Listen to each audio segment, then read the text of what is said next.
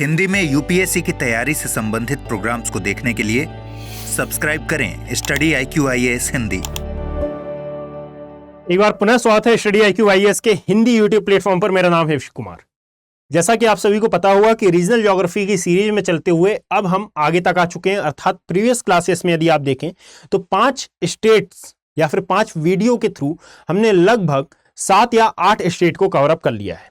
जो पहला वीडियो था यह लद्दाख, जम्मू कश्मीर और हिमाचल प्रदेश पर आधारित था। 3 स्टेट हुए, उत्तराखंड, उत्तर प्रदेश, बिहार और झारखंड, यानी कि टोटल नंबर ऑफ 7 स्टेट्स को हमने अभी तक कवर अप कर लिया है 5 वीडियो में। यदि आपने अभी तक ये वीडियोस नहीं देखे हैं तो आप जाकर देख सकते हैं, प्लेलिस्ट बन चुकी है और प्लेलिस्ट के थ्रू आप इन पूरे वीडियोस को क्रमवार तरीके से ज्योग्राफिकल और साथ में इसका पॉलिटिकल पॉइंट ऑफ व्यू अच्छे से समझ सकते हैं। याद रखिएगा कि ये आपके यूपीएससी कंटेक्स्ट के हिसाब से काफी इंपॉर्टेंट है। दैट इज व्हाई यह सीरीज आपके लिए फ्री ऑफ कॉस्ट यूट्यूब पर स्टडी IQ IAS हिंदी के चैनल पर अवेलेबल कराई जा रही है। अब आज की इस क्लास में हम एक ऐसे स्टेट के बारे में जानने वाले हैं जिसको भारत का हृदय प्रदेश कहा जाता है। इवन इसको हृदय प्रदेश की संज्ञा भी एक बहुत ही महत्वपूर्ण व्यक्ति ने दी थी और इनका नाम था पंडित जवाहरलाल नेहरू, जो कि शायद भारत के प्रथम प्रधानमंत्री भी थे। याद रखिएगा कि यह हमारे लिए इंपॉर्टेंट इसलिए भी हो जाता है क्योंकि समय समय पर मध्य प्रदेश अपनी महत्ता साबित करता रहता है पूरे इंडियन ज्योग्राफी के लिए। और यदि इंडियन ज्योग्राफी के अकॉर्डिंगली हम समझने का प्रयास करें तो भारत के 2 महत्वपूर्ण पर्वत यहीं पर आते हैं। यदि भारत के एकमात्र भ्रंश घाटी की हम बात करते हैं तो यहीं पर लोकेटेड है, जिसका नाम है नर्मदा सोन घाटी। यहां पर इस पूरे वीडियो को मेरी आपसे रिक्वेस्ट रहेगी कि शुरू से लेकर अंत तक अवश्य देखें। यदि आप यहां पर जुड़े हुए हैं तो इवन आप इसको एक बार शेयर अवश्य करें। ये ज्योग्राफी की सीरीज यानी कि ये रीजनल ज्योग्राफी की सीरीज अकेले मेरे बलबूते नहीं चल सकती है। याद रखिएगा आपका भी सपोर्ट इसमें बहुत ज्यादा आवश्यक हो जाता है। कारण यह है कि किसी भी सीरीज को चलाने के पीछे का उद्देश्य यह रहता है कि यह स्टूडेंट को पसंद आए और इसमें इंगेजमेंट आए। और यदि इंगेजमेंट नहीं आता है इसका तात्पर्य यह होता है कि यह सीरीज काम की नहीं है, तो इसे जल्दी से बंद कर दिया जाता है। तो मेरी आपसे एक रिक्वेस्ट रहेगी कि आप इसमें अपना इंगेजमेंट लाएं, जितना ज्यादा से ज्यादा हो सकता है इसमें व्यूअरशिप लाएं, जिससे हमको भी यह मालूम चल सके कि वाकई में यह सीरीज आपके लिए कारगर साबित हो रही है। बिना देरी किए प्रारंभ करते हैं आज का वीडियो, जो कि आधारित है बेसिकली MP रीजन पर। याद रखिएगा यदि MP रीजन की हम बात करें, हाँ एक और बात कि यदि मान लीजिए सीरीज से संबंधित किसी भी प्रकार की क्वेरी रहती है या फिर किसी भी प्रकार के क्वेश्चन रहते हैं या फिर आपके पर्सनल जो सब्जेक्टिव क्वेश्चन रहते हैं, इनको यदि आपको सॉल्व करना है या फिर डिस्कस करना है तो आप मुझसे जुड़ सकते हैं ज्योग्राफी बाय अभिषेक कुमार या फिर Abhishek Kumar geography Telegram channel पर। यहां पर चैट के ऑप्शन के थ्रू आप चैट करके अपने डाउट सॉल्व कर सकते हैं। मुझे मेंशन करके आप अपने डाउट मुझसे पूछ सकते हैं, मैं उसके आंसर अवश्य करता हूं। चलिए प्रारंभ करते हैं आज का वीडियो। यदि हम MP रीजन की बात करते हैं तो याद रखिएगा बच्चे कि जब राज्य पुनर्गठन आयोग आया हमारे यहां, तो राज्य पुनर्गठन आयोग के द्वारा जिन जिन स्टेट्स का फॉर्मेशन किया गया उन्हीं में से एक स्टेट था मध्य प्रदेश। यानी कि अब मैं आपको एक डेट देता हूं, 1 नवंबर वर्ष 2000। 1 नवंबर वर्ष 2000 को इसका पुनर्निर्माण किया जाता है। और यदि यह डेट हमारे इतिहास में नहीं आती तो याद रखिएगा कि यहां पर इस डेट से लेकर वर्ष 2000 तक का यह इतिहास आता है जब भारत का सबसे बड़ा स्टेट बनकर सामने आता है मध्य प्रदेश। यानी कि आज भी यदि छत्तीसगढ़ का विभाजन नहीं हुआ होता तो जहां पर भारत का सबसे बड़ा राज्य कहलाता है राजस्थान, वह नहीं होता, मध्य प्रदेश पहला होता। याद रखिएगा इसी को कालांतर में मध्य प्रांत के नाम से जाना जाता है। और यहीं पर मैंने कुछ अदर नेम्स भी इसके पहले से लिखे रखे हैं, हृदय प्रदेश, tiger state, leopard state, alligator state, vulture यानी कि गिद्ध स्टेट, और साथ में वॉल्फ स्टेट भी इसको कॉल किया जाता है। इसका मेन रीजन यह है कि यदि आप अमरकंटक की पहाड़ियों पर देखेंगे तो वहां पर आपको वॉल्फ बहुत ज्यादा देखने के लिए मिलते हैं। बेसिकली ये जो अमरकंटक की पहाड़ी वाला रीजन है, यहां पर आपको वॉल्फ और साथ में यदि हम ब्राउन बियर की बात करते हैं, यदि आप यहां पर लेपर्ड की बात करें तो यहां पर आपको बहुत अधिक संख्या में ये सब दिखाई देते हैं। दैट इज वाई हमने इसको ये नामों से संबोधित किया है।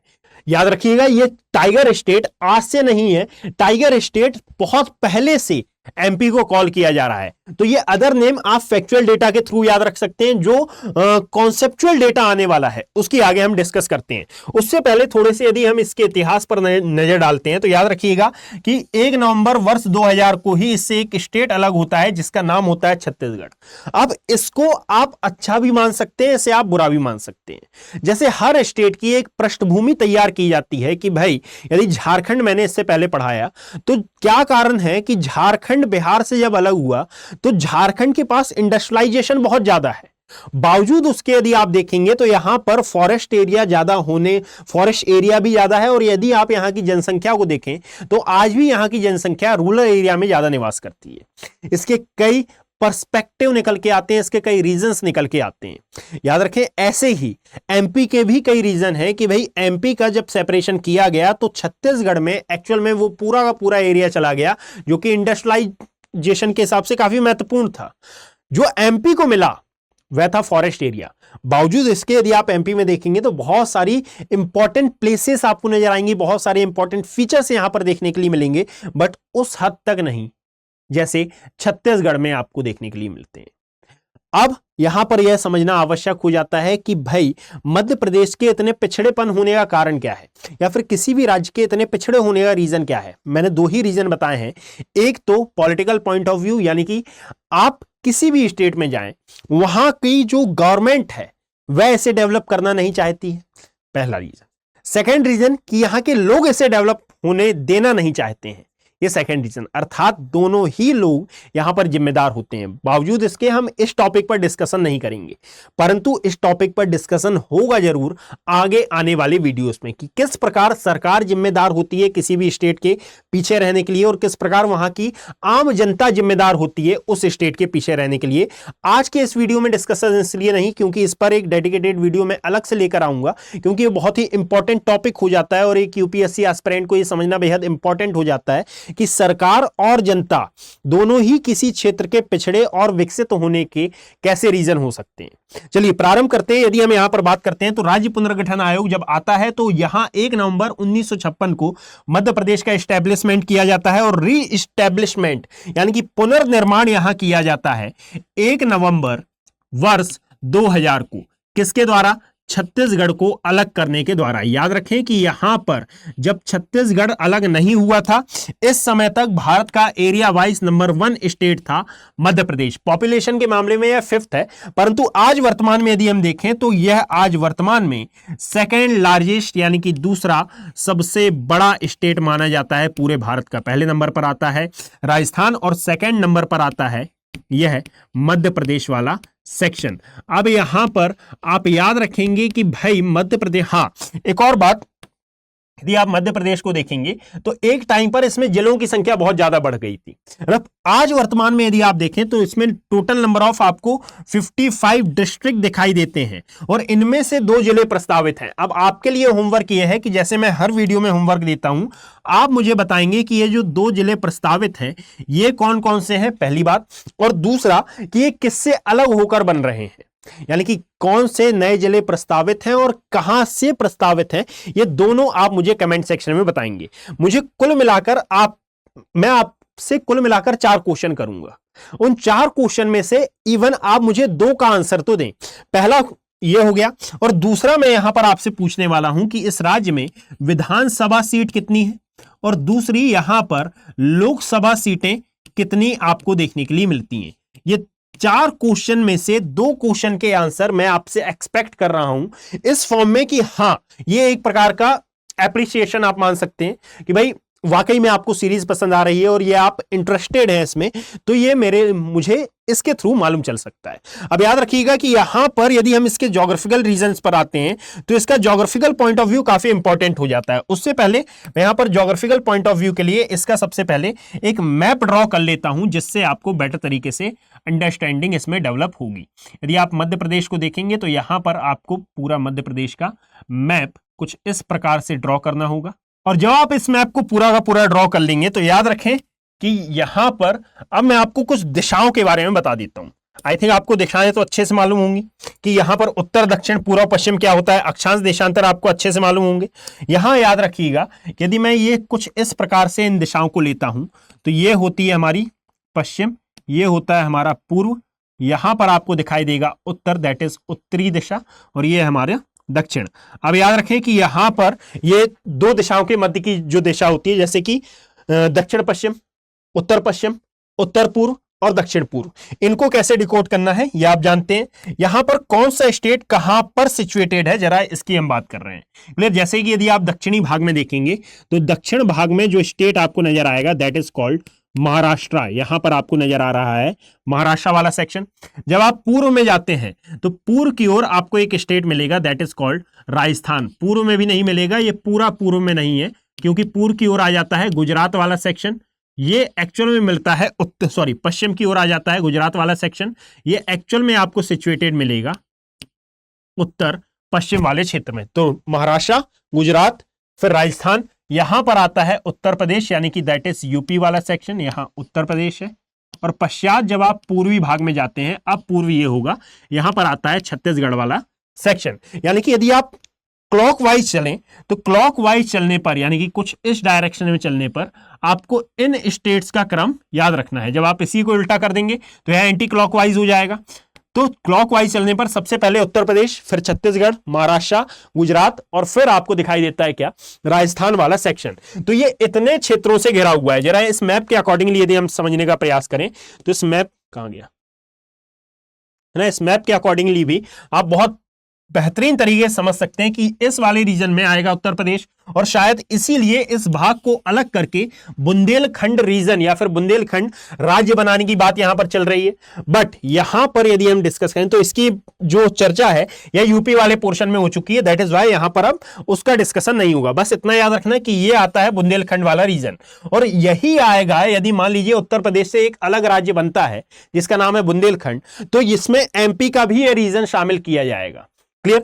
अब यदि आप यहां पर देखोगे तो इसको कितने ज्योग्राफिकल पार्ट्स में हमने डिवाइड किया हुआ है, जरा इसका हम अध्ययन कर लेते हैं।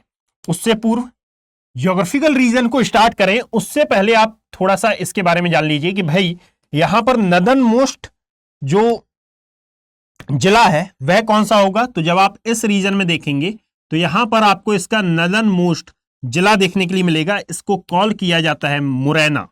नहीं, ये कौन सा है, तो इसे कहा जाता है मुरैना वाला पोर्शन। जस्ट अ मिनट, इसको कॉल किया जाता है मुरैना वाला सेक्शन।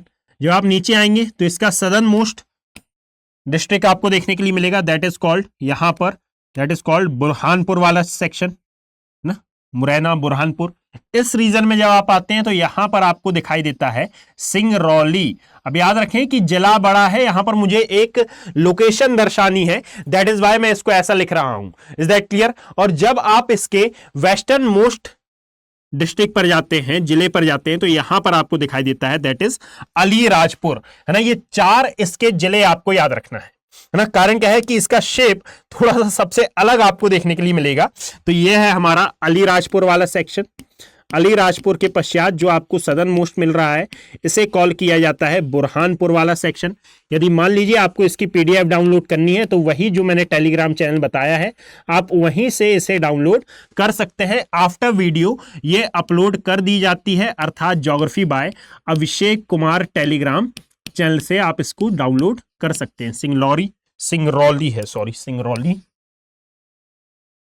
और फिर आता है सबसे ऊपर आपको दिखाई देगा मुरैना वाला सेक्शन। अब जरा इसको हम ज्योग्राफिकल टर्म्स के अकॉर्डिंगली यदि सेपरेट करना चाहें, यदि हम इसको बांटना चाहें, तो याद रखिएगा कि सबसे पहले जो रीजन आपको ऊपर दिखाई देता है इसे कॉल किया जाता है सेंट्रल हाईलैंड। ये कहां से मिलता है, तो यह वाला जो रीजन है, यह पूरा का पूरा क्षेत्र, इसे कॉल किया जाता है एक्चुअल में सेंट्रल हाईलैंड वाला सेक्शन, है ना। जब आप इस रीजन में आएंगे तो यहां पर आपको दिखाई देगा यह वाला क्षेत्र, जस्ट अ मिनट, यह पूरा रीजन, इसे कॉल किया जाता है एक्चुअल में Malwa plateau, that is Malwa plateau वाला सेक्शन। और मालवा प्लेट्यू से जब आप आगे बढ़ेंगे तो यहां पर यह जो पूरा क्षेत्र कवर करता है इसे कॉल किया जाता है, इसको और इसको मिलाकर बुंदेलखंड का पठार। देन इस रीजन में आपको दिखाई देगा यह है हमारा रीवा पन्ना का पठार। जब आगे की ओर आएंगे तो इसे कॉल किया जाता है एक्चुअल में बघेलखंड वाला सेक्शन। Is that clear? तो यहां पर अब ये जितना भी एरिया बचा इसे एक्चुअली में कॉल किया जाएगा नर्मदा सोन घाटी वाला क्षेत्र, और फिर नीचे वाला जितना भी बचा इसे कहा जाएगा सतपुड़ा श्रेणी या फिर सतपुड़ा रेंज। अब याद रखिएगा कि यहां पर और भी माउंटेन रेंजेस आपको मौजूद दिखाई देती हैं। इसको यदि मैं फिल करना चाहूं तो याद रखें कि इसको मैं कुछ इस प्रकार से फिल कर रहा हूं कि यह हमारा कौन सा वाला भाग, इसे कॉल किया जाता है सेंट्रल हाईलैंड वाला section, that is called central highland या फिर मध्य उच्च भूमि वाला क्षेत्र। इसको मैं उसी कलर से हाईलाइट करूंगा, है ना, सेंट्रल हाईलैंड या फिर सेंट्रल उच्च भूमि वाला क्षेत्र। इस रीजन में जब आप आएंगे तो यहां पर ये जो रीजन है इसे कहा जाता है बुंदेलखंड। बुंदेलखंड ये फेमस भी है काफी। एक एक एरिया के बारे में हम अभी डिस्कस करने वाले हैं। क्लियर? जब आप और आगे आते हैं तो इस रीजन को बेसिकली कहा जाता है, यह जो पूरा का पूरा पोर्शन आपको नजर आ रहा है यह हमारा मालवा प्लेट्यू या फिर मालवा का पठार। ये काली मृदा वाला क्षेत्र है और दक्कन के पठार का ही यह विस्तार माना जाता है। पश्चात यह जो पिंक वाला एरिया आपको नजर आ रहा है इसे एक्चुअली में कॉल किया जाता है रीवा पन्ना का पठार या फिर रीवा पन्ना प्लेट्यू। जस्ट अ मिनट, यह है हमारा रीवा पन्ना का पठार और ये अपने खनिजों के लिए बेसिकली जाना जाता है। देन ये ब्लू वाला सेक्शन है और ये आता है नर्मदा सोन घाटी वाला क्षेत्र। ये वाला कलर विजिबल नहीं हो रहा होगा तो मैं रेड से इसको नोट डाउन करता हूं, नर्मदा सोन घाटी वाला क्षेत्र। और ये भारत की सबसे बड़ी भ्रंश घाटी है।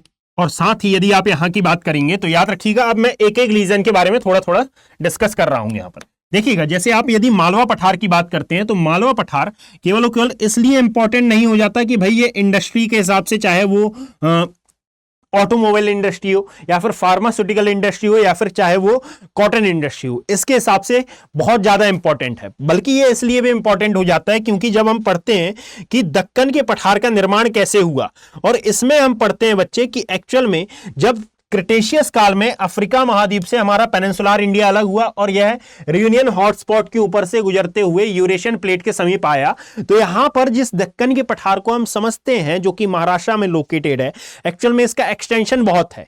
इसी का एक विस्तार आप पाएंगे कि मध्य प्रदेश में कहा जाता है मालवा प्लेट्यू, और इसका विस्तार आप पाएंगे कि नॉट ओनली मध्य प्रदेश बल्कि इसके अलावा भी कई स्थानों पर है। जैसे यदि राजस्थान की हम बात करें तो राजस्थान में तक लोकेटेड दिखाई देता है यह मालवा का पठार। साथ में इसलिए भी इंपॉर्टेंट हो जाता है क्योंकि यहां पर आपको एक सॉइल मिलेगी जिसका नाम है ब्लैक सॉइल, अर्थात यहां काली मृदा का क्षेत्र है। और यहां की काली मृदा में मुख्य आधार पर सोयाबीन का उत्पादन, गन्ने का उत्पादन और पाएंगे कि अन्य खाद्य पदार्थों का उत्पादन बहुत अधिक मात्रा में किया जाता है। साथ ही यहां पर ये एक ऐसा फिजियोग्राफिक डिवीजन है जहां से कर्क रेखा होकर पास होती है, अर्थात ट्रॉपिक ऑफ कैंसर यहां से आपको गुजरती हुई मिलेगी, अर्थात 23.5 डिग्री उत्तरी अक्षांश रेखा। साथ में इस काली मृदा में कौन कौन सी, इस मालवा प्लेट्यू में कौन कौन सी इंडस्ट्रीज हैं, तो याद रखिएगा कि एक तो फार्मास्यूटिकल इंडस्ट्रीज, यानी कि ये दवाइयों से संबंधित जो इंडस्ट्रीज हैं ये बहुत ज्यादा है, फार्मास्यूटिकल इंडस्ट्रीज। क्लियर? सेकंड बात कि यहीं पर आपको ऑटोमोबाइल इंडस्ट्रीज और साथ में इसी एरिया में आपको लोकेटेड मिलेंगी टेक्सटाइल इंडस्ट्रीज भी। क्लियर है? यानी कि यहां पर यदि आप देखो तो इसी मालवा प्लेट्यू में एक स्थान भी मिलेगा जिसका नाम है भोपाल, जो कि बेसिकली राजधानी है किसकी, इस पूरे मध्य प्रदेश की। और ये आती है जिस प्लेट्यू में उसको भी नाम दिया जाता है क्या, मालवा प्लेट्यू। याद रखें कि यहां की जो मेन रिवर है, यहां की जो मेन रिवर मानी जाती है यह है चंबल नदी, और यह चंबल नदी बेसिकली जानी जाती है अपने उत्खाद भूमि क्षेत्रों के लिए, अर्थात ये करती है विभिन्न प्रकार का अपर्दन, और इसीलिए इस चंबल नदी को उत्खाद भूमि क्षेत्र के नाम से जाना जाता है। और इसी उत्खाद भूमि क्षेत्र में आप पाएंगे कि चंबल के डाकुओं की समस्या। अब उत्खाद भूमि क्षेत्र क्या होते हैं, तो एक बात आप याद रखें कि यदि मान लीजिए वर्षा काल में किसी भी नदी का उद्गम हो रहा है, तो जब वर्षा काल में केवल वर्षा काल में यह नदी प्रवाहित होती है तो संबंधित क्षेत्र में कई प्रकार का अपर्दन करती है। अब कई प्रकार के अपर्दन के थ्रू ये कई प्रकार की घाटियों का निर्माण भी करती है, और ये जो अपर्दन करती है एक्चुअल में इस अपर्दन को कहा जाता है अवनालिका अपर्दन। और इसी अवनालिका अपर्दन के थ्रू यहां पर आपको इल्लीगल एक्टिविटीज, इल्लीगल माइनिंग्स, ये सब देखने के लिए मिलती हैं। और जहां पर भी इन उत्खाद भूमि क्षेत्रों का निर्माण होता है ना, आप पाएंगे कि वहां पर किसी भी प्रकार का मानवाधिवास, किसी भी प्रकार का इंफ्रास्ट्रक्चर, किसी भी प्रकार का एग्रीकल्चर नहीं हो पाता। और ऐसा क्षेत्र जहां पर मानव अधिवास ना हो, जहां पर एग्रीकल्चर ना हो, जहां पर इंडस्ट्री ना हो, आप उस क्षेत्र को नाम देते हैं क्या? मरुस्थलीय क्षेत्र। तो ये मरुस्थल तो नहीं है, परंतु हाँ, मरुस्थल से ये कम भी नहीं है। और इसीलिए यदि आप देखें तो यहां पर आपको विभिन्न प्रकार की इल्लीगल एक्टिविटीज देखने के लिए मिलती हैं। और इन इल्लीगल एक्टिविटीज में जो एमपी है, इसमें डाकुओं की समस्या, और जो पंजाब वाला रीजन है वहां पर आपको ड्रग स्मगलिंग की समस्या मुख्य आधार पर मिलेगी। यहां पर यदि आप डिस्कस करेंगे ना बच्चे, तो याद रखिएगा कि यह जो उत्खाद भूमि क्षेत्र है, इसमें 3 रीजन बेहद ही इंपॉर्टेंट हो जाते हैं। एक आता है रील अपर्दन, इसे कॉल किया जाता है रील अपर्दन। इसे कॉल किया जाता है रवाइन अपर्दन। खाइन नहीं है, ये रवाइन है। क्लियर? और यहां पर आपको देखने के लिए मिलेगा दैट इज गली प्रकार का अपर्दन। रील, रवाइन और गली प्रकार के अपर्दनों के द्वारा इस मालवा प्रदेश में आपको उत्खाद भूमि क्षेत्र का निर्माण देखने के लिए मिलता है। और शायद इसीलिए इस चंबल नदी के आसपास वाले एरिया में आप पाएंगे कि एक टाइम पर डाकुओं की इतनी भयानक समस्या, इतनी भीषण समस्या थी कि आप अपने बॉलीवुड को यदि उठाकर देखते हैं तो कहा जाता है कि सिनेमा समाज का दर्पण है। ऐसे ही नहीं कहा जाता। एक समय पर देखें कि बॉलीवुड मूवीज कैसी बना रहा था, उसमें डाकुओं की समस्या बहुत ज्यादा बताई जा रही थी कि एक ग्राम होता है और इस ग्राम में जो डाकू हैं ये अवैध तरीके से घुसपैठ कर लेते हैं और फिर यहां के लोगों को लूटना चालू करते हैं। एक्चुअल में ये क्या बताया जाता है? ये बताया जाता है कि भारत में एक समय पर ऐसा राज था, ऐसा टाइम था भारत में जब ये डाकुओं की समस्या बहुत ज्यादा थी। इसीलिए कहा जाता है, आपके यूपीएससी में एक सब्जेक्ट भी होता है कि सिनेमा समाज का दर्पण होता है, अर्थात वह समाज की सच्चाई को आपके समक्ष प्रकट करता है। और यही समस्या आपको कहां पर देखने के लिए मिलती थी? इस मालवा रीजन में आपको लोकेटेड मिलती थी। पश्चात इसके यदि आप यहां पर देखेंगे तो ये नर्मदा सोन घाटी वाला जो एरिया आपको दिखाई दे रहा है, यह है भारत का दूसरा सबसे बड़ा रीजन है। याद रखें, यह सबसे बड़ा रीजन है। लगभग 28% पार्ट ये भारत का, यानी कि एमपी के जितना भी एरिया है उसका लगभग 28% भाग अकेले मालवा प्लेट्यू कवर करता है और 26% ऑफ पार्ट ये नर्मदा सोन वैली कवर करती है। और जहां पर भी आपको नर्मदा सोन वैली नजर आ रही है, याद रखें कि यह एक भ्रंश घाटी है। क्या होती है भ्रंश घाटी? तो मैंने आपको बताया था, कभी ना कभी यह बात डिस्कस हुई थी अवश्य प्रीवियस वीडियोस में, शायद ये, अच्छा पंजाब तो हुआ नहीं है तो नहीं हुई थी। याद रखिएगा, यदि मान लीजिए कोई भूमि है और इस भूमि में यदि किसी प्रकार से कोई भाग धस जाता है, यानी कि 2 समानांतर भ्रंशों के मध्य का भाग जब अवतलित हो जाता है और आसपास के भाग वैसे ही बने रहते हैं, तो इसके द्वारा जिस भूमि का निर्माण होता है, एक्चुअल में इसे क्या कहा जाता है? इसे कॉल किया जाता है भ्रंश घाटी। क्लियर? यानी कि यह वाला भाग नीचे चले जाए और यह वाले भाग अपनी जगह पर ही स्थिर बने रहें, तो इसके द्वारा जिस घाटी का निर्माण होगा इसे कॉल किया जाएगा भ्रंश घाटी। बट इसका उल्टा भी होता है, यदि मान लीजिए ये वाला भाग स्थिर रहे और ये वाला भाग अपने आप नीचे चले जाए, तो ये वाला भाग एक माउंटेन के फॉर्म में ऊपर दिखाई देगा। क्लियर? यानी कि यहां पर 2 भाग हैं, ये नीचे चले गए। जब इन दोनों में अवतलन हो गया तो अवतलन होने की कंडीशन में ये वाला भाग कुछ ऊपर की ओर दिखाई देगा। तो इसके कारण जिस माउंटेन का फॉर्मेशन होता है इसको कॉल किया जाता है भ्रंशोत्थान पर्वत, या फिर इसे ही कॉल किया जाता है ब्लॉक माउंटेन। याद रखें कि एमपी वाले रीजन में आपको ये दोनों ही सिचुएटेड, ये दोनों ही लोकेटेड मिलते हैं। कैसे? तो ये है नर्मदा सोन घाटी, और नर्मदा सोन घाटी ये दूसरा सबसे बड़ा रीजन है और यहां पर भारत के सबसे बड़ी भ्रंश घाटियों का भी निर्माण हुआ है। और जब ये भारत की सबसे बड़ी भ्रंश घाटियां हैं जो कि नर्मदा और ताप्ती द्वारा निर्मित हैं, तो याद रखिएगा कि यहीं पर आपको एक माउंटेन का भी निर्माण देखने के लिए मिलेगा। और ये माउंटेन कौन सा है? तो यदि आप नर्मदा सोन घाटी के उत्तर में देखते हैं तो जो माउंटेन नजर आएगा इसे एक्चुअली में कॉल किया जाता है, that is called Vindhyan mountain. यह है हमारा विंध्यन माउंटेन। और जब आप साउथ में लोकेटेड देखते हैं तो साउथ में आता है यहां सतपुड़ा माउंटेन। अब ये जो सतपुड़ा माउंटेन है, एक्चुअल में ये 3 अलग अलग श्रेणियों के रूप में विद्यमान है, जैसे राजपीपला, महादेव और मैकल रेंज। इनमें से ये जो राजपीपला है, याद रखिएगा कि ये मध्य प्रदेश और महाराष्ट्र की बॉर्डर क्रिएट करती है, और जो महादेव है ये पूरी तरह लोकेटेड है किस पर? एमपी रीजन पर। तो ये है हमारी नर्मदा सोन घाटी, भ्रंश घाटी, नर्मदा सोन नदी की भ्रंश घाटी, जिसको कहा जाता है नर्मदा सोन वैली। इसके उत्तर में आपको जो माउंटेन रेंज दिखाई देती है that is called Vindhyan range. और विंध्यन रेंज के बारे में याद रखें कि यह एक प्रकार की अवशिष्ट वलित पर्वत का उदाहरण है, अर्थात एक प्रकार का यह रेसिडुअल माउंटेन है। विंध्यन पर्वत एक प्रकार का अवशिष्ट वलित पर्वत है। और ये मेनली जाना क्यों जाता है? तो जितनी भी पर्वत निर्माण सामग्रियां होती हैं उनके लिए बेसिकली यह फेमस माना जाता है। अर्थात इसमें बलुआ पत्थर को भी काउंट किया जाता है, इसमें चूना पत्थर को भी काउंट किया जाता है, सागौन के वृक्ष, शीशम के वृक्ष, सैल के वृक्ष, ये सभी आपको इस एरिया में लोकेटेड मिलेंगे। मैंने स्टार्टिंग में ही बताया था वीडियो के कि यदि आप एमपी रीजन को देखेंगे तो यहां पर फॉरेस्ट एरिया ज्यादा है, और फॉरेस्ट एरिया ज्यादा होने के कारण ही यदि आप इस रीजन को देखें तो यहां पर आपको पर्वत निर्माणकारी सामग्रियां बहुत अधिक दिखाई देती हैं। और यदि किसी स्टूडेंट को यह नहीं पता है कि sir what is residual mountain या फिर व्हाट इज अवशिष्ट वलित पर्वत, तो याद रखिएगा बच्चे कि विश्व में कई प्रकार के माउंटेन्स आपको दिखाई देते हैं। इन माउंटेन्स में से एक माउंटेन होता है युवा वलित पर्वत।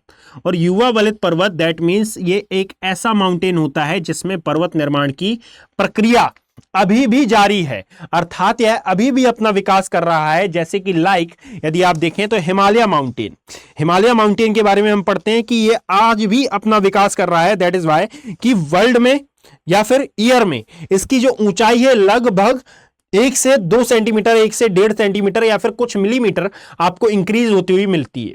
परंतु ऐसा माउंटेन जिसमें पर्वत निर्माणकारी बल समाप्त हो जाता है, यह अपनी ऊंचाई में वृद्धि नहीं कर रहा है, तो जितने भी बाह्य कारक होते हैं अर्थात सूर्य का प्रकाश, पवन, ये सभी इसका अपर्दन करने लगते हैं। और जब इसका अपर्दन प्रारंभ हो जाता है तो यह अपनी ऊंचाई नहीं बढ़ाता अपितु यह कम करने लगता है। और यहीं से प्रारंभ होता है क्या?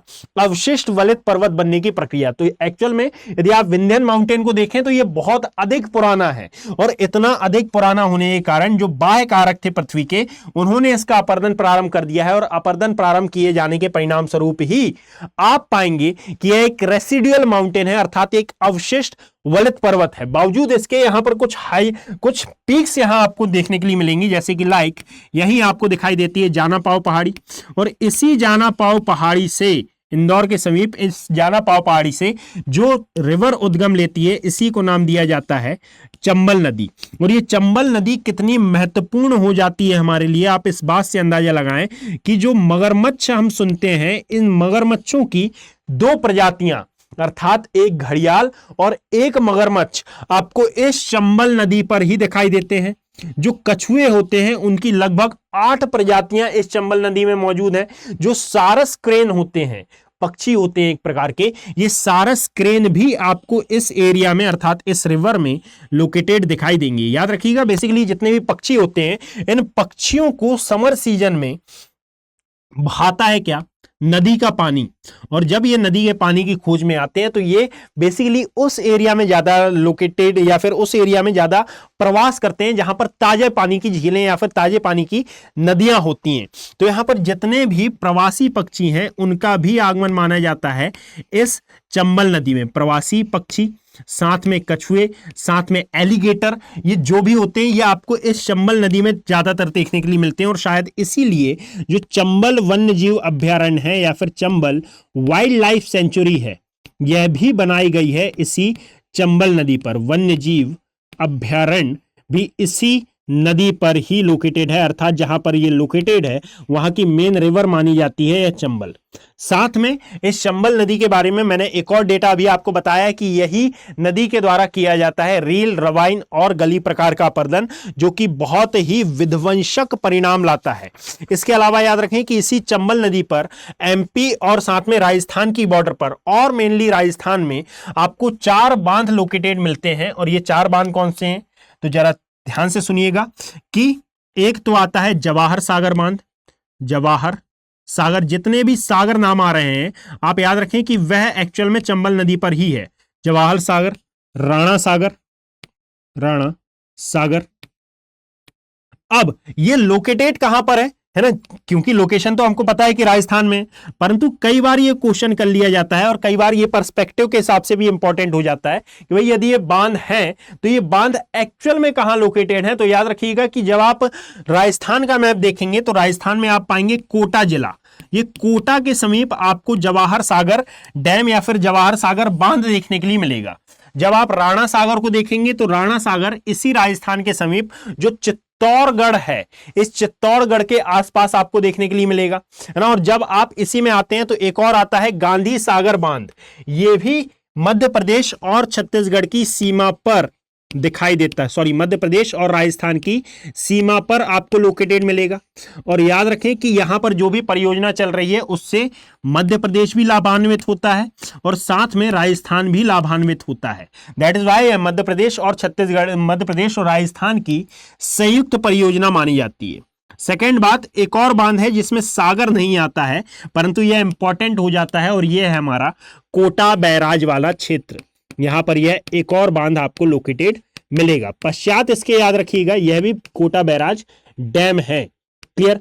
साथ में याद रखिएगा कि यहां पर ये जो नर्मदा सोन घाटी है, ये अपना नर्मदा और ताप्ती नदियां हैं, ये अपना मुहाना कहां बना रही हैं, तो यदि भारत के कंटेक्स्ट में आप देखें तो खंबात की खाड़ी में बना रही हैं। अब जहां पर एक और ऊपर की ओर आपको विंध्यन माउंटेन दिखाई दे रहा है, वहीं नीचे की ओर क्या नजर आ रहा है, सतपुड़ा माउंटेन। और यदि बात की जाए सतपुड़ा पर्वत की तो याद रखें कि सतपुड़ा की 3 पहाड़ियां, इसको मैं रफ कर देता हूं, है ना, आप इनके नाम लिख लेना भाई, नाम मैं बता दे रहा हूं कि कौन कौन से नाम हैं। एक है हमारे साइबेरियन सारस, साइबेरियन सारस यहां पर आपको मिलेंगे एमपी वाले रीजन में, चंबल नदी के आसपास वाले क्षेत्र में। साइबेरियन सारस के बाद सारस क्रेन भी आपको इस एरिया में लोकेटेड मिलेगा। सारस क्रेन, जो मगरमच्छ हैं उनकी 2 प्रजातियां आपको इस रीजन में मिलती हैं। मगरमच्छ की 2 प्रजातियां, एक को कहा जाता है सामान्य भाषा में मगरमच्छ और एक होता है घड़ियाल और एक होता है खारे पानी का महामगरमच्छ। तो ये खारे पानी का महामगरमच्छ यहां पर लोकेटेड नहीं है। यदि हम बात करते हैं कछुओं की तो लगभग कछुओं की यहां 8 प्रजातियां, कछुओं की 8 प्रजातियां आपको दिखाई देती हैं। क्लियर, जो कि सर्वाधिक है, पूरे भारत में सर्वाधिक है और यहीं पर आपको इनका प्रजनन केंद्र भी दिखाई देगा। सतपुड़ा की बात करें तो सतपुड़ा को मेनली हमने 3 रीजन्स में डिवाइड किया है और ये 3 रीजन्स कौन से हैं, तो एक आता है राजपीपला, एक आता है महादेव और एक आता है मैकल रेंज। राजपीपला और महादेव मैकल में से सबसे पहले यदि हम राजपीपला को समझना चाहें तो कुछ नहीं है इसके बारे में, केवल और केवल याद रखें कि यह मध्य प्रदेश और महाराष्ट्र की बॉर्डर क्रिएट करता है। यदि हम बात करना चाहें महादेव की तो महादेव पर ही याद रखें कि इस सतपुड़ा की हाईएस्ट पीक अर्थात दैट इज धूपगढ़, इसी पर सिचुएटेड है महादेव श्रेणी पर। और ये आती कहां पर है, ये आती है बेसिकली होशंगाबाद जिला में, अर्थात हाईएस्ट पीक जिसको नाम दिया जाता है धूपगढ़ चोटी, ये आती है होशंगाबाद डिस्ट्रिक्ट में। और इसी के आसपास हमने बायोस्फीयर रिजर्व भी बना रखा है और जहां पर भी बायोस्फीयर रिजर्व आप बनाते हैं वहां पर आप नेशनल पार्क और साथ में वाइल्ड लाइफ सेंचुरीज का भी निर्माण करते हैं। और यहां पर हमने वाइल्ड लाइफ सेंचुरीज का भी फॉर्मेशन किया हुआ है और साथ में नेशनल पार्क का भी निर्माण किया हुआ है। अब जो वाइल्ड लाइफ सेंचुरी है उसमें, सॉरी, जो बायोस्फीयर रिजर्व है उसका नाम आता है एक्चुअल में पचमढ़ी बायोस्फीयर रिजर्व। और ये जो पचमढ़ी बायोस्फीयर रिजर्व है, याद रखें कि इसके अंदर एक नेशनल पार्क और साथ में 2 वाइल्ड लाइफ सेंचुरीज शामिल हैं। बायोस्फीयर रिजर्व जो एक नेशनल पार्क है इसका नाम है सतपुड़ा राष्ट्रीय उद्यान, सतपुड़ा राष्ट्रीय उद्यान। और जो 2 वाइल्ड लाइफ सेंचुरीज हैं इनका नाम आता है सबसे पहले तो सतपुड़ा राष्ट्रीय उद्यान। यहां पर आपको टाइगर प्रोजेक्ट और सब कुछ देखने के लिए मिलेंगे, साथ में पूरे के पूरे भारत के सबसे पुराने सागौन के वृक्ष इसी पचमढ़ी बायोस्फीयर रिजर्व में पाए जाते हैं। क्लियर। यहां पर जो वन्य जीव अभ्यारण्य है इनमें सबसे पहले आता है पचमढ़ी और पचमढ़ी के साथ साथ यहां दिखाई देगा बोरी वन्य जीव अभ्यारण्य, पचमढ़ी व बोरी वन्यजीव अभ्यारण्य। यहां सागौन के वृक्ष के साथ साथ आप पाएंगे कि शीशम के वृक्ष भी मिलते हैं। यहां पर आपको विभिन्न प्रकार के जीव जंतु भी दिखाई देते हैं और यहीं पर आपको brown bear clear, brown bear नहीं, धूमिया भालू, है ना, ये भी दिखाई देते हैं। और याद रखें कि यहां की जो मेन रिवर मानी जाती है दैट इज कॉल्ड तवा नदी। ये तवा यहां की मेन रिवर है, क्लियर, जो कि इसी पचमढ़ी बोरी वन्यजीव अभ्यारण्य से प्रवाहित होती रहती है। मेनली ये बोरी वन्यजीव अभ्यारण्य से प्रवाहित होती है, परंतु इनकी लोकेशन आप पाएंगे कि आसपास ही होती है। ये पचमढ़ी बायोस्फीयर रिजर्व 3 जिलों में आपको देखने के लिए मिलेगा। एक है होशंगाबाद, एक आता है बैतूल और एक है छिंदवाड़ा। होशंगाबाद, बैतूल और छिंदवाड़ा में लोकेटेड है। सेकंड बात कि जब आप इसी का अध्ययन करेंगे तो 2009 में पाएंगे कि इसको यूनेस्को की वर्ल्ड हेरिटेज साइट में भी शामिल किया गया है। वर्ष 2009 में इसको यूनेस्को की वर्ल्ड हेरिटेज साइट में भी शामिल कर लिया गया है। और साथ में सबसे पुराने सागौन के वृक्षों के लिए अर्थात सागौन ट्रीज के लिए ये जाना जाता है। इतनी बातें आपको इस पचमढ़ी वन्यजीव अभ्यारण्य पचमढ़ी बायोस्फीयर रिजर्व में आपको आवश्यक रूप से याद रखनी होंगी। और साथ में याद रखिएगा कि यदि आपसे पूछ लिया जाए डायरेक्टली, जैसे प्रीवियसली इसका पूछा भी गया है कि भाई ये किस पहाड़ियों पर आता है, तो आई थिंक अब आप इसका आंसर कर पाएंगे। इस तवा नदी के बारे में याद रखिएगा, इसको मैं रफ करता हूं। पश्चात इसमें याद रखें कि यदि मैं एक मैप यहां पर ड्रॉ करना चाहूं, जैसे कि यदि ये मध्य प्रदेश का मैप है, तो इस मध्य प्रदेश के मैप में अभी हमने सतपुड़ा के बारे में डिस्कस किया और विंध्यन के बारे में डिस्कस किया। अब यदि इसकी लास्ट पहाड़ी पर हम नजर मारें, जो कि है मैकल रेंज, और मैकल रेंज को यदि आप पढ़ना चालू करेंगे तो इसकी हाईएस्ट पीक है अमरकंटक, है ना। और इस अमरकंटक पर एक्चुअली में आपको दिखाई देता है एक अरीय प्रकार का अपवाह तंत्र। यह है मैकल रेंज जिसकी हाईएस्ट पीक है अमरकंटक, जिसको कॉल किया जाता है अचानक मार भी। और ये जो अचानक मार है, यह छत्तीसगढ़ में लोकेटेड, परंतु अमरकंटक पर जो तंत्र मिलेगा, जो नदी तंत्र मिलेगा, यह है अरीय अपवाह तंत्र। अरीय अपवाह तंत्र क्या होता है? तो बेसिकली इसके लिए सामान्य भाषा में यूज किया जाता है कि एक प्रकार का जल विभाजक है। यानी कि जल विभाजक एक ऐसी कंडीशन होती है जहां पर एक माउंटेन से कई रिवर्स का ओरिजिन होता है, परंतु इन रिवर्स का जो डायरेक्शन होगा यह अलग अलग होगा। जैसे यदि आप अमरकंटक की बात कर रहे हैं तो अमरकंटक से नर्मदा भी निकलती है, सोन भी निकलती है और जोहिरा भी निकलती है, परंतु इन तीनों की ही यदि आप लोकेशन पर गौर फरमाएं तो तीनों की लोकेशन आपको भिन्न भिन्न देखने के लिए मिलेगी। जैसे यदि मान लीजिए यह है अमरकंटक वाला क्षेत्र और इस अमरकंटक से अलग अलग प्रकार की नदियों का ओरिजिन हो रहा है, तो जैसे यदि नर्मदा रिवर निकल रही है, जस्ट अ मिनट, यदि मान लीजिए नर्मदा रिवर यहां से ओरिजिनेट हो रही है, तो नर्मदा रिवर निकलकर ये इस भाग की ओर अर्थात खंबात की खाड़ी की ओर जा रही है। क्लियर, ये खंबात की खाड़ी की ओर बह रही है और यहीं से एक और रिवर निकल रही है जिससे कॉल किया जा रहा है क्या? सोन, और ये बंगाल की खाड़ी सागर की ओर जा रही है। अब यहां पर इनकी लोकेशन अलग अलग हो गई। इतना ही नहीं, एक और रिवर का ओरिजिन हो रहा है जो कि नदन पार्ट में इसके प्रवाहित हो रही है और इसे बेसिकली कॉल किया जा रहा है क्या? इसे नाम दिया जा रहा है जोहिला नदी। क्लियर। अब आप मुझे बताएं कि यह जोहिला वास्तविकता में किसकी ट्रिब्यूटरी मानी जाती है, किसकी ये सहायक नदी है, यह आप मुझे बताएंगे कमेंट सेक्शन में। सर होमवर्क तो हो चुका था, बट जितना दे दिया उतना सही है भाई, है ना। तो यहां पर आप मुझे बताएंगे कि जोहिला किसकी सहायक नदी है। इन तीनों का ही उद्गम आप पाएंगे कि कहां से हो रहा है? अमरकंटक क्षेत्र से। अब यदि यहां पर हम लेते हैं तो इन तीनों ही रेंजेस को मिलाकर यदि मैं यहां एक मैप छोटा सा ड्रॉ करता हूं और आपको बताने का प्रयास करूं कि मान लीजिए यह है एमपी वाला क्षेत्र, एमपी के बाजू में राजस्थान वाला एरिया और पश्चात ये पूरे रीजन को आप इसमें शामिल कर लें। और आप यहां पर कुछ माउंटेन्स को ड्रॉ करना चाहें तो ये माउंटेन्स कुछ इस प्रकार से आएंगे। जैसे सबसे पहले इस रीजन में जो माउंटेन आपको नजर आएगा दैट इज विंध्यन माउंटेन, है ना। विंध्यन माउंटेन के नीचे ये है हमारा सतपुड़ा माउंटेन और सतपुड़ा माउंटेन के नीचे अब आपको नजर आएंगी दैट इज अजंता पहाड़ियां, जो कि लोकेटेड है कहां? महाराष्ट्र रीजन में। अब जरा इन तीनों को यदि ध्यानपूर्वक आपने अध्ययन किया होगा तो आप पाएंगे इन तीनों को हम कुछ इस प्रकार से ड्रॉ कर लेते हैं भाई। तो आप इसमें क्या पाएंगे कि भाई इन तीनों के ही मध्य से कुछ रिवर्स पास होती हैं और ये रिवर्स कौन सी हैं? तो जरा देखना कि एक आती है गंगा नदी, एक है हमारी गंगा रिवर या फिर गंगा नदी, जो कि कुछ तो यहां पर जो रिवर्स आपको मिल रही हैं ये है हमारी गंगा, यह है गंगा रिवर वैली जो कि विंध्यन वाले क्षेत्र में प्रवाहित होती है। गंगा के बाद यह वाली जो है इसको नर्मदा कहा जाता है। याद रखिएगा कि जब आप फिजिकल ज्योग्राफी पढ़ते हैं, है ना, जैसे एक बात आपके लिए बहुत ही ज्यादा आवश्यक है कि यहाँ जो हमारे P2I बैचेस हैं, ये जो लॉन्च हुए हैं, इनमें आप इसी ज्योग्राफी को बहुत ही अच्छे तरीके से और बहुत ही माइन्यूट तरीके से पढ़ते हैं।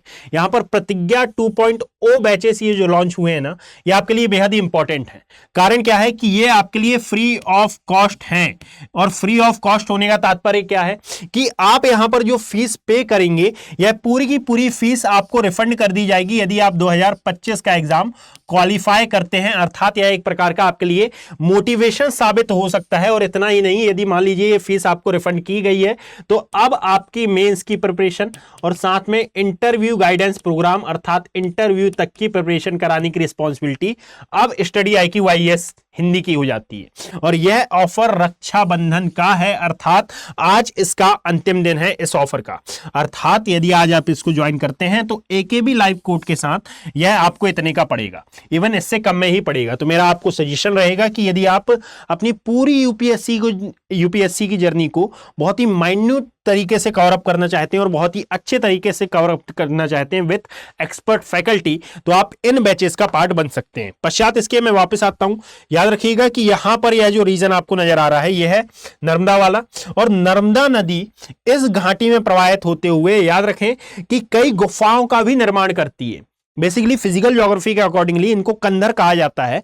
यहां पर दो प्रकार के कंधर या फिर दो प्रकार की गुफाएं आपको मौजूद दिखाई देती हैं। इनको कहा जाता है क्या, एक तो जबलपुर की गुफाएं जो कि जबलपुर रीजन में आती हैं, और एक आती हैं मानदाता की गुफाएं। क्लियर, ये दोनों ही प्रकार की गुफाओं का निर्माण नर्मदा नदी द्वारा माना जाता है।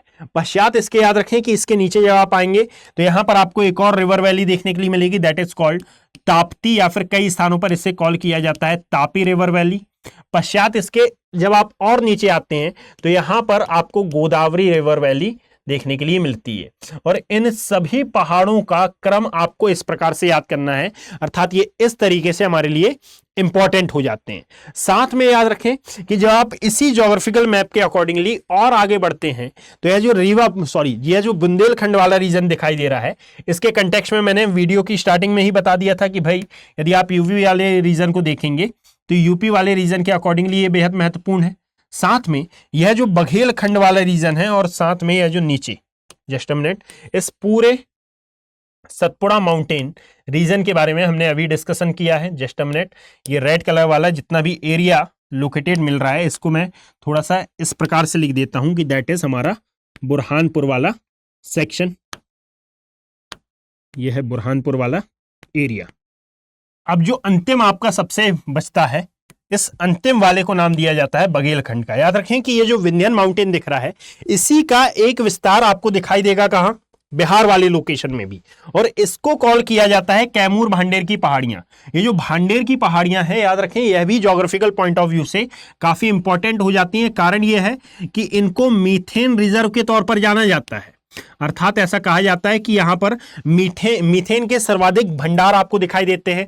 बिहार रीजन में ये लोकेटेड है और यहां की जो सर्वोच्च चोटी मानी जाती है, याद रखिएगा कि इसे कॉल किया जाता है सद्भावना शिखर। इसे क्या कॉल किया जाता है, दैट इज सद्भावना शिखर। ये भी आपको याद रखना है। अब यहां पर कई बातें ऐसी भी हो जाती हैं कि भाई यदि आप रिवर्स को पढ़ रहे होंगे तो एमपी की रिवर बहुत ही ज्यादा इंपॉर्टेंट हो जाती है। कारण यह है कि यहां पर रिवर्स की जो संख्या है बहुत ज्यादा है, इवन इसको नदियों का मायका भी कहा जाता है। इसीलिए आप याद रखें कि अब एक एक रिवर पढ़ने से अच्छा आप दो रिवर तो पढ़ चुके हैं कि एक है नर्मदा और एक आती है ताप्ती। नर्मदा जिसका उद्गम अमरकंटक पहाड़ी से होता है, ताप्ती जिसका उद्गम मुल्ताई पहाड़ियों से माना जाता है, और चंबल जिसका उद्गम चानापाव पहाड़ियों से माना जाता है। इसके अलावा और भी कई रिवर्स हैं और भी कई पहाड़ियां हैं, जैसे कि लाइक यदि आप इसी विंध्यन रेंज में बात करोगे तो विंध्यन रेंज के अंतर्गत ही वांचू पहाड़ी, अशरफी पहाड़ी, जानापाव पहाड़ी, करकी बाल्डी पहाड़ी, है ना। ऐसी और भी कई पहाड़ियां हैं, परंतु इनका ज्योग्राफिकल महत्व नहीं है यूपीएससी के कंटेक्स्ट में। हाँ, यदि वन डे एग्जाम की हम बात करें, स्टेट पीसीएस की हम बात करें, तो इनमें बहुत ज्यादा इंपॉर्टेंस रखते हैं, परंतु यूपीएससी के अकॉर्डिंगली ये इंपॉर्टेंट नहीं है। अब आगे बढ़ते हुए हम इसकी एक प्रकार से रिवर्स के बारे में डिस्कशन करते हैं। देखिए भाई, गंगा नदी तंत्र को आपने पढ़ा हुआ है, और गंगा नदी की जो सबसे मेन ट्रिब्यूटरी है, इसके बारे में भी आप जानते हैं कि दैट इज यहां पर प्रवाहित होती है, यह है हमारी यमुना। और यमुना प्रवाहित होते हुए एक्चुअल में इस प्रयागराज के समीप अपना जल विसर्जित करती है, कहां पर? गंगा नदी में। तो इसकी 4 मेजर रिवर्स तो इसी के सहारे आप याद कर सकते हैं। और ये 4 मेजर रिवर्स कौन सी हैं? तो एक आती है चंबल, जिसका उद्गम अभी मैंने बताया, और इसके कंटेक्स्ट के बारे में कि यह इंपॉर्टेंट क्यों है, इसके बारे में हमने डिस्कशन किया। चंबल के बाद सिंध, एक ये इंपॉर्टेंट है, चंबल सिंध। और सिंध के बाद याद रखिएगा जो आती है बेतवा। परंतु उससे पहले चंबल की कुछ सहायक नदियों के बारे में डिस्कस करें। इसकी जो सबसे महत्वपूर्ण ट्रिब्यूटरी है, याद रखिएगा, इसको कहा जाता है क्षिप्रा नदी। और ये क्षिप्रा नदी में ही इस चंबल नदी का पानी निकाल कर डाला जाता है। दैट इज वाई कहा जाता है कि क्षिप्रा नदी में स्वयं की जल की मात्रा कम है, अपितु यह चंबल नदी के सहारे इसको पुनर्जीवित किया गया है। और इसी क्षिप्रा नदी के तट पर आप पाएंगे कि प्रत्येक 12 वर्ष में कुंभ का मेला लगता है। प्लेस आपको पता है, महादेव नगरी कहा जाता है, जिसे उज्जैन। क्लियर? यह है हमारी चंबल के बाद आती है सिंध, दैट इज सिंध। और सिंध के बाद आपको दिखाई देगी that is called Betwa. Chambal, Sindh, Betwa. और फिर दिखाई देती है सोन, और फिर आती है टोन्स। अब इसकी लोकेशन मैं नहीं बताऊंगा, कारण यह है कि इसकी लोकेशन के बारे में मैंने यूपी वाले वीडियो में पूरा डिस्कस किया था। तो अब यह आपकी रिस्पॉन्सिबिलिटी बनती है कि भाई, यदि आपने उत्तर प्रदेश वाला वीडियो पूरा का पूरा देखा होगा तो अवश्य आपसे यह डेटा बन जाएगा। साथ में 2 और रिवर्स यहां पर थी, एक थी सोन और एक थी टोन्स। इनके बारे में भी मैंने प्रीवियस वीडियो में बता दिया है। तो दैट इज वाई मैं इस वीडियो में रिसेंटली डिस्कस नहीं कर रहा हूं, परंतु प्रीवियसली मैंने इनके बारे में बहुत अच्छे से माइन्यूट तरीके से बता रखा है। और इसीलिए आपको लग सकता है कि मैंने यहां पर रिवर्स छोड़ दी है, परंतु मैंने छोड़ी नहीं है। मैं आपका टेस्ट ले रहा हूं कि आप कितने सिंसियरली इस सीरीज को देख रहे हैं और कितने सिंसियरली ये आपको पसंद आ रही है। तो यहां पर यूपी वाला, बिहार वाला जो सेक्शन है, वहां पर मैंने इसकी रिवर्स पहले ही प्लॉट कराई थी, पहले ही इनकी मार्किंग मैंने करा दी है। आप वहां से इसकी रिवर्स देखिएगा। तो यहां पर ज्योग्राफिकल रीजंस के अकॉर्डिंगली हमने इस एमपी को समझने का प्रयास किया। याद रखिएगा, हैंड मैपिंग इसलिए भी आवश्यक हो जाती है क्योंकि वहां पर आपको असल में हैंड मैपिंग ही करनी है। अब जरूरी नहीं है, जैसे एमपी को यदि आप देखेंगे तो ये एक्यूरेट नहीं है, मैं आपको बता देता हूं कि एक्यूरेट नहीं बना है, परंतु मोर और लेस समझने के लिए काफी है ना, कि आपको समझ में आ जाए इतना मैप आपको बनाना है बस। क्लियर? जैसे यदि आप एक्यूरेट देखेंगे तो एक्यूरेट नहीं बनेगा, परंतु वहां समझने और समझाने के लिए आपको मैपिंग हैंड से ही बनानी है, यानी कि आप कागज रखकर उसके ऊपर ड्रॉ ना करें, आप हैंड मैपिंग बनाएं। 10 से 12 15 बार में आराम से आपसे आ जाएगी। यदि मान लीजिए आपको वीडियो पसंद आया हो तो आप इसे लाइक कर सकते हैं, शेयर कर सकते हैं, कमेंट कर सकते हैं और अपना पॉजिटिव रिस्पॉन्स यहां पर मेरे साथ साझा कर सकते हैं। मिलते हैं ऐसे ही किसी नए स्टेट के साथ किसी नए दिन में। धन्यवाद। हिंदी में यूपीएससी की तैयारी से संबंधित प्रोग्राम्स को देखने के लिए सब्सक्राइब करें स्टडी IQ IAS हिंदी।